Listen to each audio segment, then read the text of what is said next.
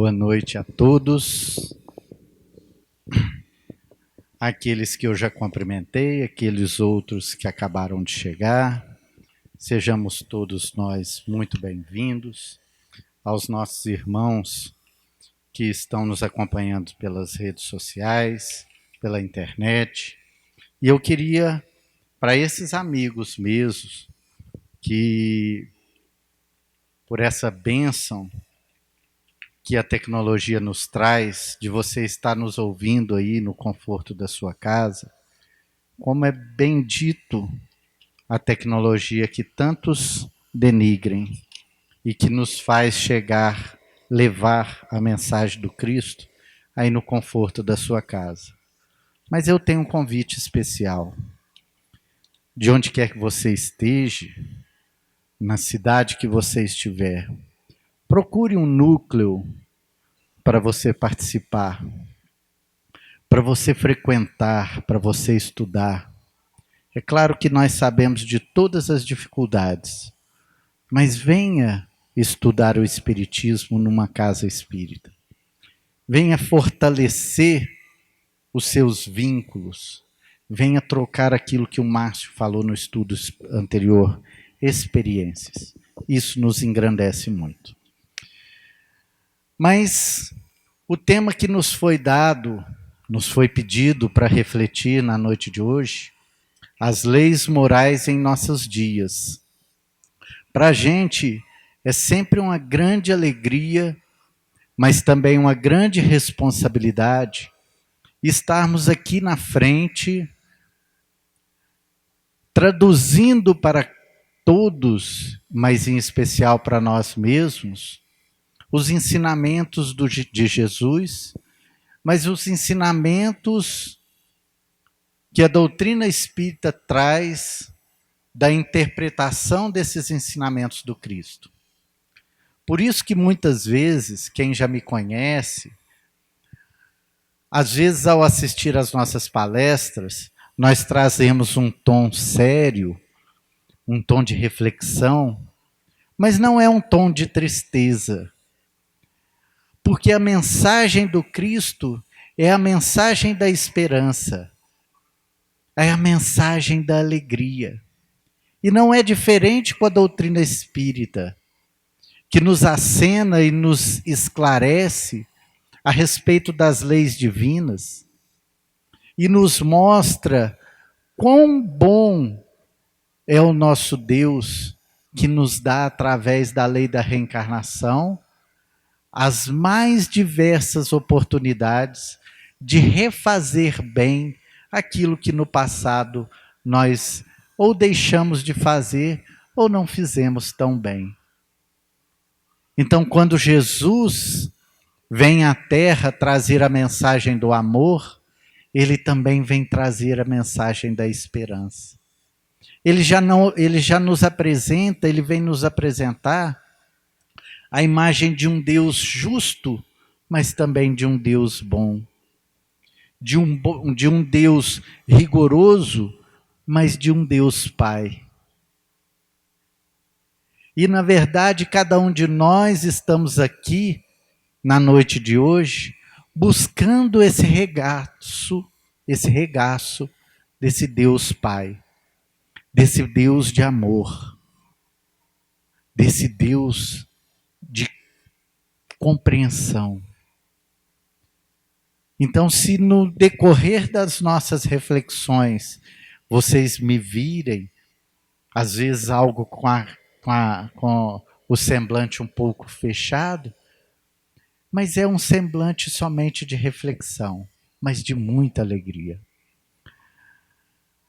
Esse tema, as leis morais, ele está contido no Livro dos Espíritos, no seu terceiro livro, que vai tratar justamente as leis que regem o mundo espiritual.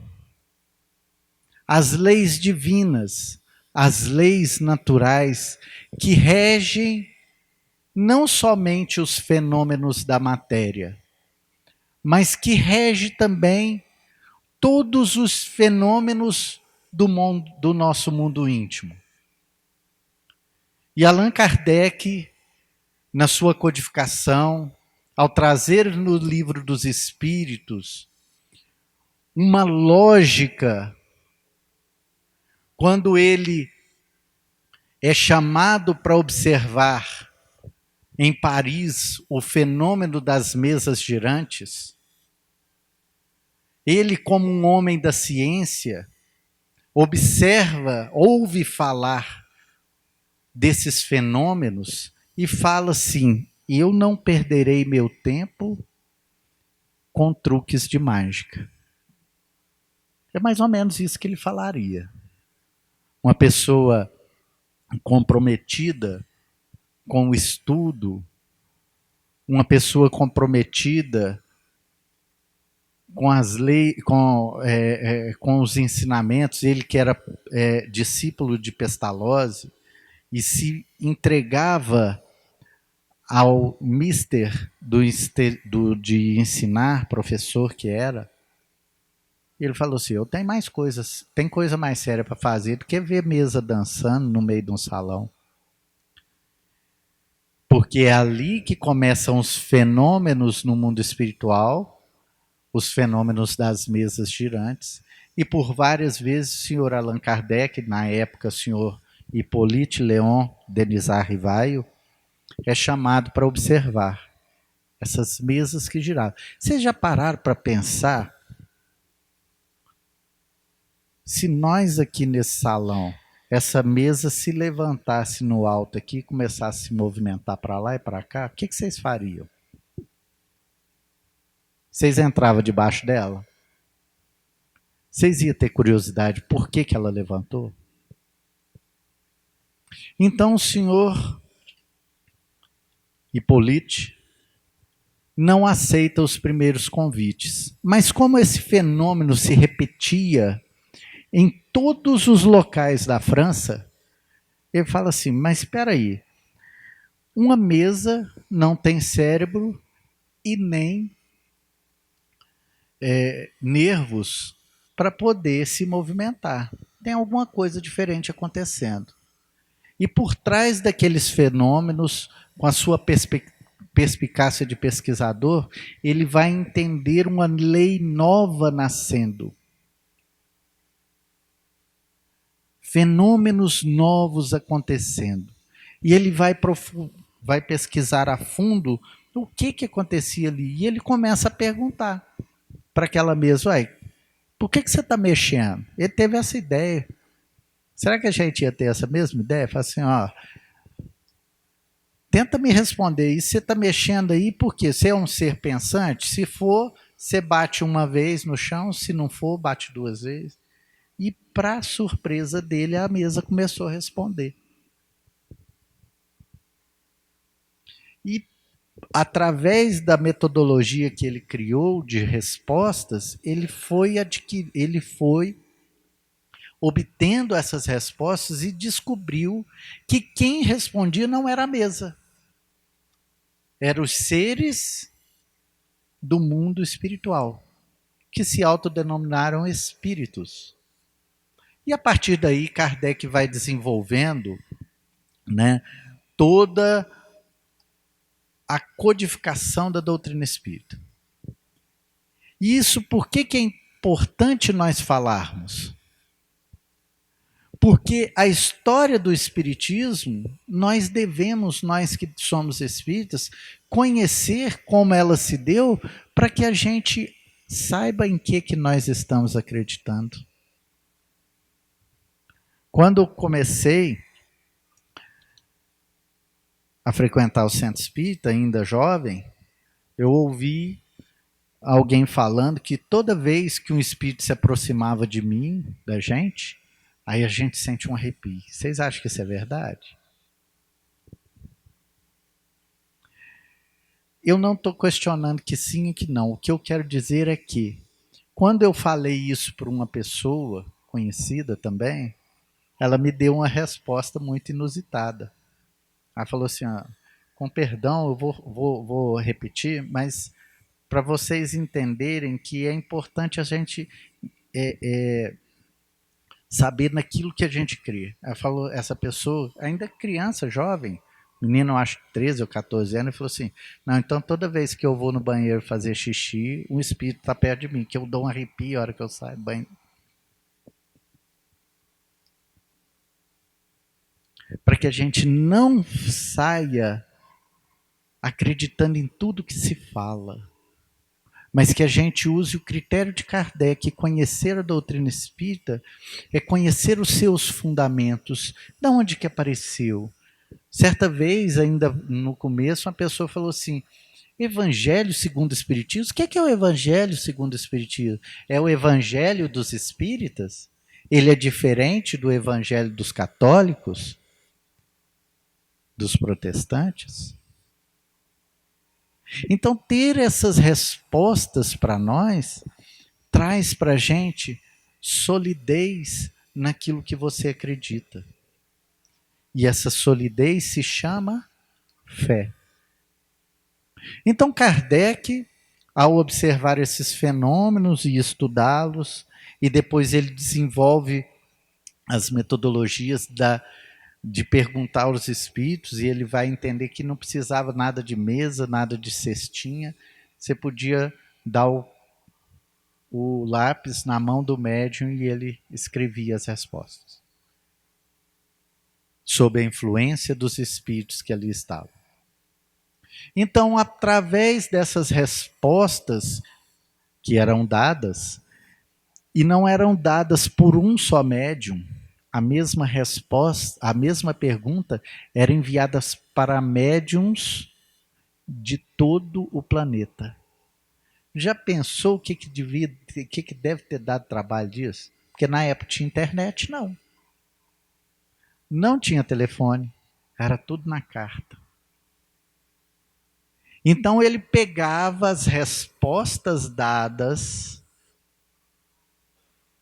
pelos mais diversos médiuns sobre aquela pergunta que ele havia feito sobre o mundo espiritual, e dali ele ia ver quais que tinham a ver umas com as outras. Porque às vezes também vinham respostas que eram totalmente diferentes das respostas da maioria. E ele criou o critério da me falhou o nome. Mas ele criou o critério realmente de que a maioria das respostas concordantes representava a verdade. E foi criando as perguntas, foi trazendo nessas perguntas, ele foi e trouxe o Livro dos Espíritos. O Livro dos Espíritos ele se divide em 4 partes. 4 livros que estão dentro do Livro dos Espíritos. E esses 4 livros, depois, eles são desenvolvidos de uma forma mais aprofundada nos outros 4 livros da codificação kardeciana. O primeiro livro, ele trata...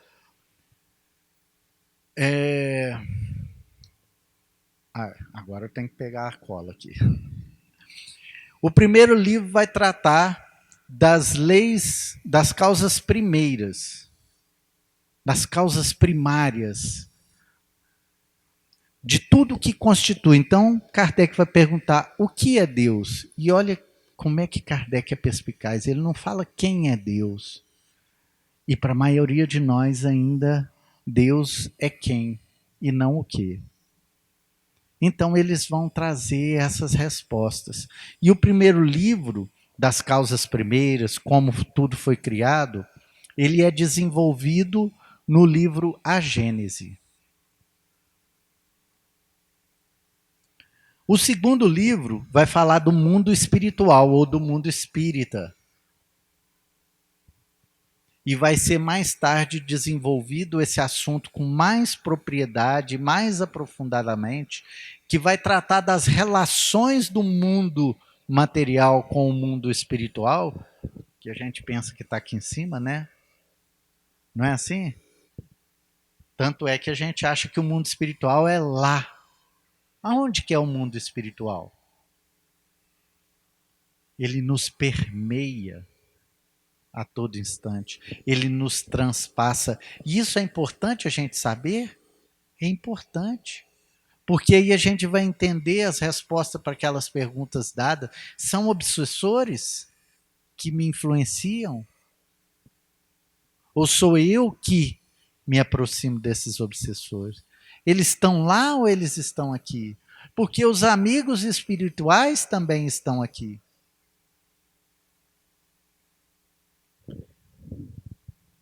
O quarto livro vai falar das esperanças e consolações que nós vamos ter quando daqui partirmos. O que a gente espera?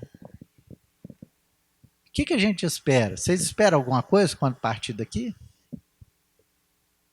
Encontrar com Emmanuel, com Chico Xavier, ir para Umbral. Umbral já está cheio, viu, gente?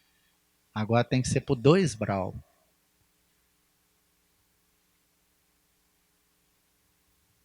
As esperanças e consolações. O que nos espera quando nós também voltarmos para o lado de lá? E isso também, esse livro, esse quarto livro, vai ser aprofundado esse assunto no livro O Céu e o Inferno. Mas e o terceiro livro? O terceiro livro trata realmente do tema que nós vamos trabalhar na noite de hoje, que são as leis morais. E qual é o livro da codificação kardeciana que vai falar das leis morais? O povo aqui é caladinho, né? Vocês gostam assim só de escutar mesmo, né? Eu gosto de conversar, viu, gente? Se você estiver pensando, quiser conversar aí, né? Se errar, não tem problema não, a gente erra mesmo. E muitas vezes é errando que a gente aprende. Hein, gente? Qual que é o livro que trata das leis morais na obra kardeciana? O Evangelho, ó, teve um corajoso. É só nós mesmos que é sem vergonha, né, Márcio? O povo é mais envergonhado. O Evangelho.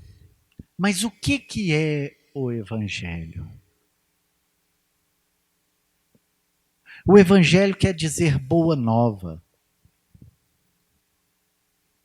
O Evangelho quer dizer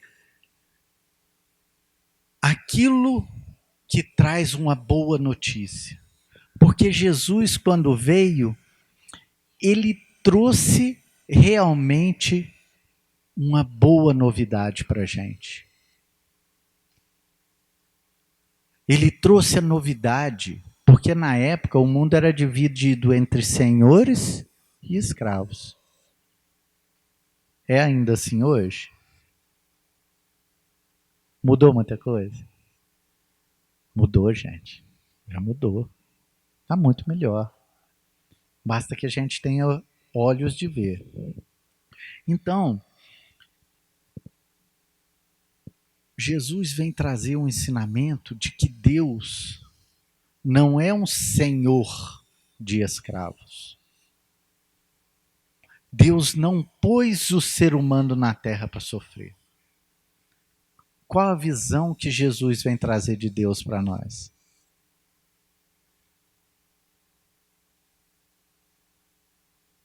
Ô Márcio, você não vale não. Gente, vamos lá para ganhar 10. Qual que é a visão que Jesus trouxe de Deus para nós? Os espíritos encarnados eu estou ouvindo, mas agora tem que ser os encarnados. A visão de um Deus Pai. Mas, na verdade, ele devia trazer uma visão de Deus Mãe. Mas ele tinha que trazer pai, né? Porque era uma sociedade patriarcal. Se trouxesse um Deus mãe, ninguém ia acreditar nele. Porque mãe, né, eles falam, não falam? Amor de mãe. Eu, quando tive o meu primeiro filho, eu ficava revoltado com essa frase. Amor de mãe é maior do que o meu. Eu falei, é uma ova, patavina de nada.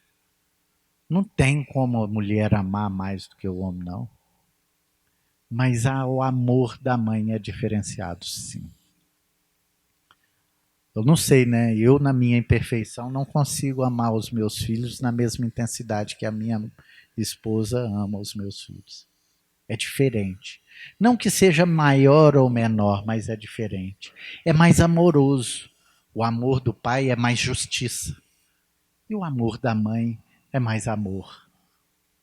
É mais compreensão. Mas Jesus não podia trazer Deus é mãe. Que ninguém ia acreditar nele mesmo. Muitos já não acreditaram, né? Tanto é que pregaram ele na cruz. Você já pensou se Jesus então falasse assim, Deus é mãe? Aí ele não fazia nem a metade do que ele tinha que fazer. Mas voltando ao tema, Jesus vem trazer essas duas boas novas, de que Deus é amor e que o reino verdadeiro não é desse mundo. Pois bem, os espíritos superiores, eles têm uma capacidade de síntese que nós ainda estamos muito difíceis de entender. O capítulo 10, deixa eu pegar aqui. O livro terceiro, que vai tratar das leis morais, ele tem 12 capítulos. Daí dá para a gente imaginar o tanto de conversa que tem.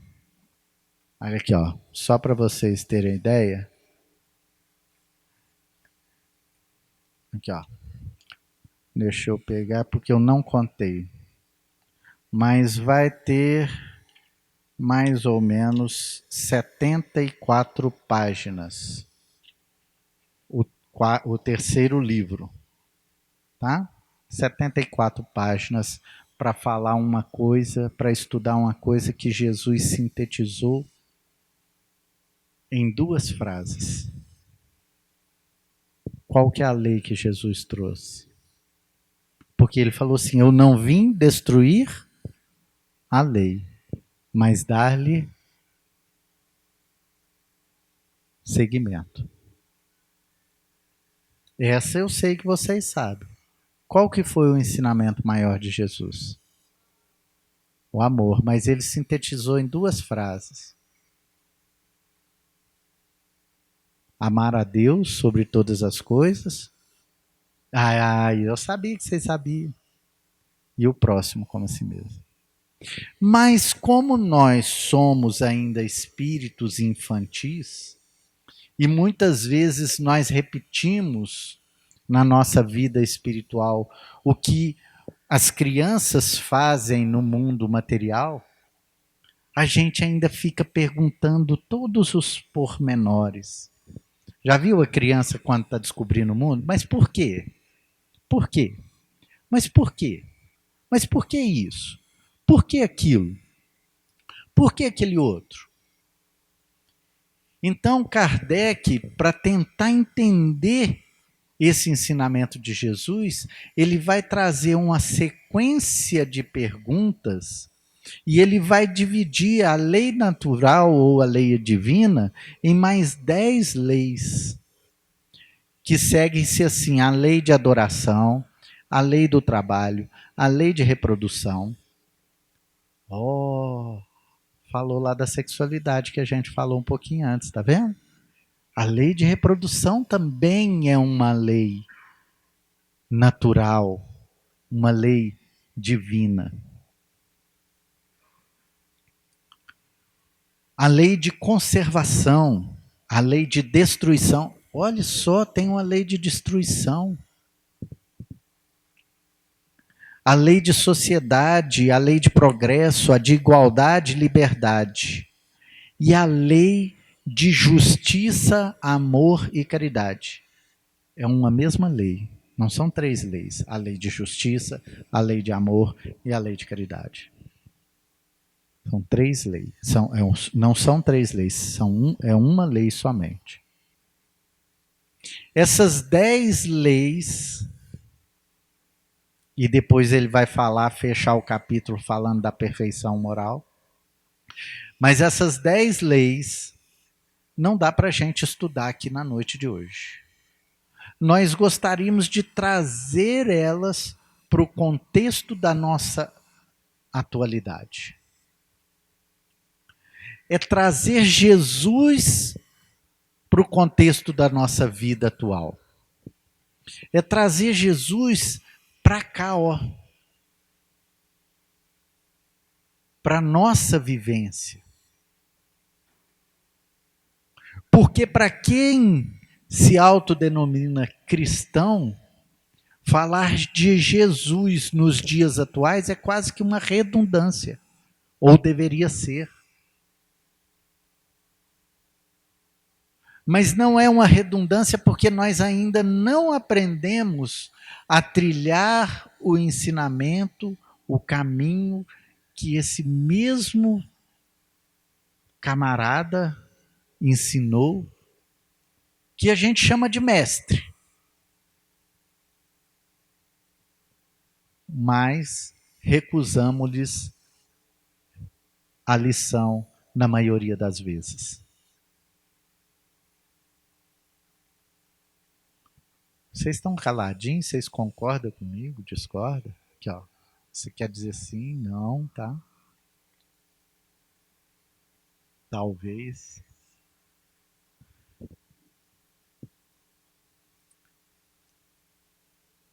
Mas Kardec vai trazer o conceito de leis embasadas na lei que Jesus traz, na lei áurea. Porque o que é lei? Tem algum jurista aí que pode me ajudar? E para que serve lei? Qual que é o conceito de lei? Eu tive que pesquisar. Mas eu peguei aqui, ó, conceito de lei. Em uma sociedade, a função das leis é controlar os comportamentos e ações dos indivíduos de acordo com os princípios daquela sociedade. Então, nós temos as diversas sociedades do mundo afora com as suas diversas leis. Vocês concordam? As mesmas leis que existem no Brasil podem parecer absurdas lá no Japão, ou na China, ou em qualquer outro lugar, assim como vice-versa. Porque as leis, elas são criadas com base nos princípios daquela sociedade.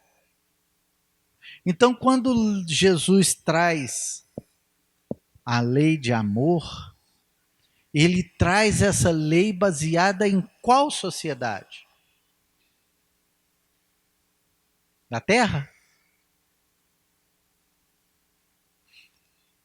Ou do reino dele, que ele chamava de reino dos céus? Meu reino não é desse mundo. Por isso que ele traz uma coisa nova para a gente até então. Então, leis, elas são importantes para nortear a gente o caminho que a gente deve seguir. Vocês concordam que lei é uma coisa importante? Sim, gente, ou não? Talvez. Olha só, eu gosto muito de assistir programas documentário. E uma vez eu estava vendo, e não estou criticando, não é uma crítica, porque é igual eu te falei, a lei que é criada aqui é para nós, a lei de outro país é para eles, mas eu vi uma vez uma reportagem, não me lembro de que, mas passando o trânsito nas ruas de Nova Delhi, que é a capital da Índia, né? É uma coisa louca. Vem carro de tudo quanto é lado, tuk-tuk de tudo quanto é lado, gente de tudo quanto é lado nas mesmas ruas, cruzando e não bate. Mas quando você cria uma lei de trânsito, você fala para todos os indivíduos, fala assim, olha, aqui quem tem que ter a preferência é ele que vem de lá. Para, espera. Porque se não tivermos leis para regular os nossos comportamentos, vai vigir a lei do mais forte. Então, as leis são criadas justamente para trazer o direito mais próximo de todos nós. O problema das leis, ou melhor dizendo, da má interpretação das leis, é justamente que nós estamos ligados a um dos princípios da lei, que são os deveres, os direitos. Mas nós muito pouco paramos para entender que junto com os nossos direitos, nós também temos deveres. E essas 10 leis que foram ali de forma metódica, não criadas, mas codificadas, colocadas em organização por Kardec, essas 10 leis que eu falei aqui, elas têm a ver do nosso dever para com Deus, do nosso dever para conosco mesmo e do nosso dever para com o próximo. Mas nós muitas vezes pegamos da lei, nos servimos da lei para ver quais são os nossos direitos. E pouco ou quase nunca nos atentamos para os nossos deveres. O Márcio falou uma coisa muito interessante na primeira resposta que ele deu. Deus, no programa de perguntas e respostas,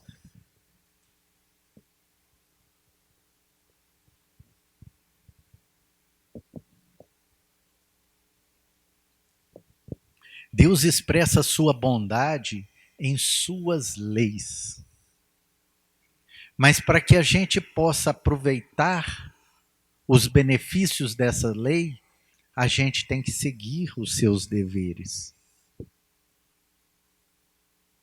Mas a gente tão pouco se atenta aos nossos deveres. E qual que é o único dever nosso na Terra? Qual que é? Eu já até falei aqui. Na verdade eu não falei, eu repeti. Amar a Deus sobre todas as coisas e o próximo como a si mesmo.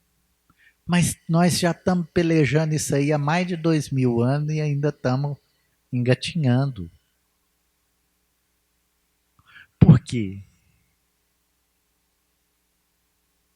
Porque eu estou ligado eu estou prestando muita atenção nos direitos e esquecendo dos deveres. Então, se Jesus me recomenda o perdão, eu até perdoo, mas não quero ver nem pintado de ouro. Esquecendo que, ou não entendendo, que o perdão não é para libertar o outro da culpabilidade dele. É para libertar o meu coração do ódio que eu garrei aqui quando alguém me fez mal.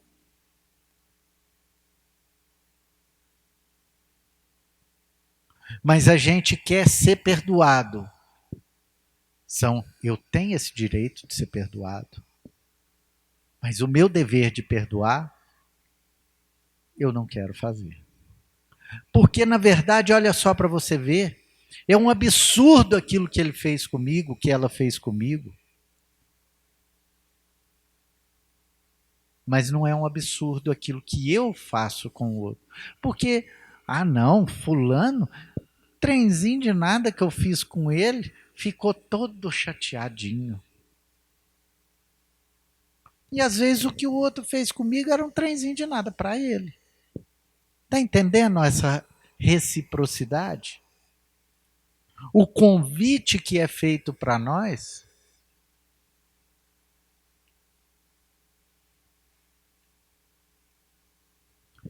É ruim da gente falar de idade, né? Mas a gente acaba falando nas entrelinhas. Mas eu sou de um tempo que eu estudei na escola uma matéria que chamava Educação Moral e Cívica. E uma das coisas que eu aprendi, que nunca mais esqueci nessa aula, é que falava assim: o meu direito acaba onde começa o do outro. E como está sendo difícil para as pessoas entenderem que o outro também tem direitos. E é meu dever respeitar o direito do outro, até de errar.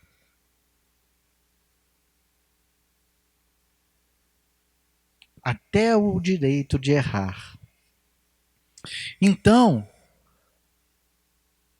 Kardec, na pergunta 614 do Livro dos Espíritos, ele até fala assim, ele pergunta assim, o que a gente pode entender por lei natural? E a espiritualidade responde assim, olha só, a lei natural é a lei de Deus. É a única verdadeira para a felicidade do homem.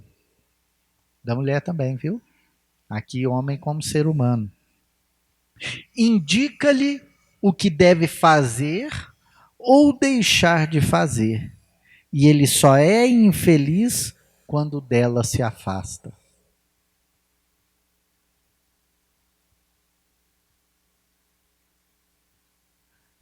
Como eu disse, não dá para a gente estudar todas as perguntas. Por isso a gente faz um convite, não só para os nossos amigos internautas, mas para todos nós. Buscarmos não somente as palestras públicas, mas os grupos de estudo que nos faz compreender e entender essa proposta, o que é o Espiritismo nos seus fundamentos. Porque o Espiritismo, embora se valha da tarefa assistencial através do passe, através do atendimento fraterno, através da fluidificação da água, que são instrumentos importantíssimos e que nos dão força nos momentos de queda, há que nós adquirirmos a nossa própria fortaleza, para que façamos nós aquela atitude do cego Bartimeu, de pegar sua capa, lançar fora e começar a caminhar com a sua própria fortaleza, com a sua própria fé, com com a sua própria fé de que você tem o auxílio e a proteção para fazer aquilo que precisa ser feito.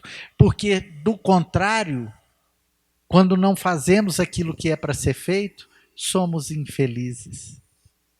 E infelicidade não é o contrário da felicidade. Infelicidade é a ausência de felicidade. Porque todo mundo aqui quer ser feliz, não quer? Ou não? Porque até onde eu sei, fora algum estado patológico, todo mundo quer ser feliz. Mas nós fomos criados, educados erroneamente, achando que felicidade é um prêmio que nós vamos merecer se a gente for bonzinho.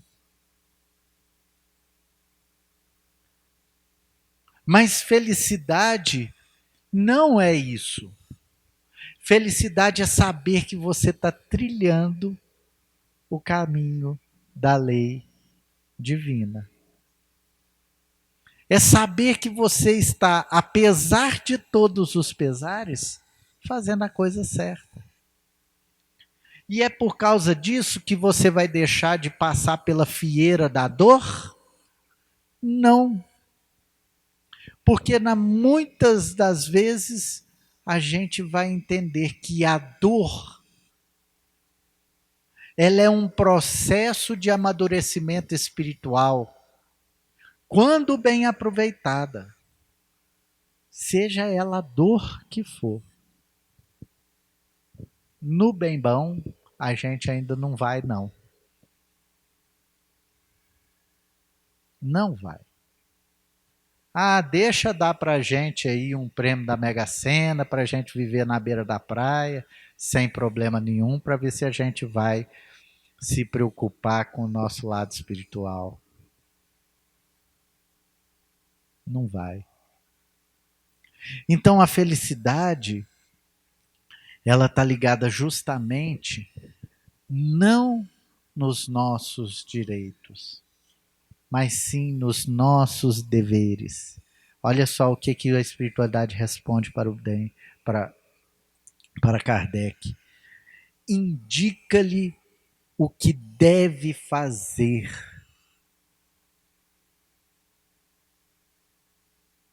Vocês já sabem o que deve fazer? Então faz. A gente já sabe, tem 2000 anos. Mas o nosso orgulho ainda, a nossa vaidade, ainda nos prende. Ainda nos prende a um sentimento de acharmos que nós só temos direitos. E quando a gente pratica os nossos deveres, e Jesus, como eu disse, eu vou repetir mais uma última vez. Ele disse qual que é o nosso dever. Vocês já aprenderam, gente? Vamos ver se vocês já aprenderam. Amar a Deus, mais alto um pouquinho, só. Amar, o pessoal da internet não está escutando. Amar a Deus sobre todas as coisas e o próximo como a si mesmo. Então nós já sabemos, né? Como diz o poeta, a lição sabemos de cor, só nos resta aprender. Façamos um esforço. Saiamos do nosso próprio colo, que a gente costuma colocar a gente no colo, né? E falar assim, eu sofro demais. Nossa, eu tenho problema demais. Nossa, a vida é difícil demais. Nossa, tá pesado demais a caminhada. Tira a gente do colo e põe o semelhante. Saiamos da nossa condição de vítima e nos coloquemos na condição de filho de Deus. A vida melhora demais. Então, falar das leis morais nos dias atuais é uma redundância. As leis naturais, as leis de Jesus, elas estão mais atuais do que nunca. Você quer ser feliz? Quer mesmo ser feliz? Os espíritos falam que a gente não quer, não. Que falta vontade para a gente ainda. Porque o dia que a gente quiser mesmo, a gente não tem nada que segura a gente. Nada. E nem ninguém. Fica aqui para nós essa reflexão. Mas entendam vocês, meus queridos amigos, entendamos nós, que no fundo, a transformação para melhor exige esforço. Eu convido a todos vocês, se você não tiver o Livro dos Espíritos, velhinho assim, ó, tem mais novo, tem na internet, vai lá e leia o terceiro livro. Se você, ideal, eu recomendo que leia o livro inteiro. Mas como eu falei, para vocês verem se eu falei bobagem ou não, vai lá e estuda o terceiro livro do Livro dos Espíritos. Ali a gente vai discernir que a vida é para ser vivida. E não para a gente ficar, por que eu estou passando isso?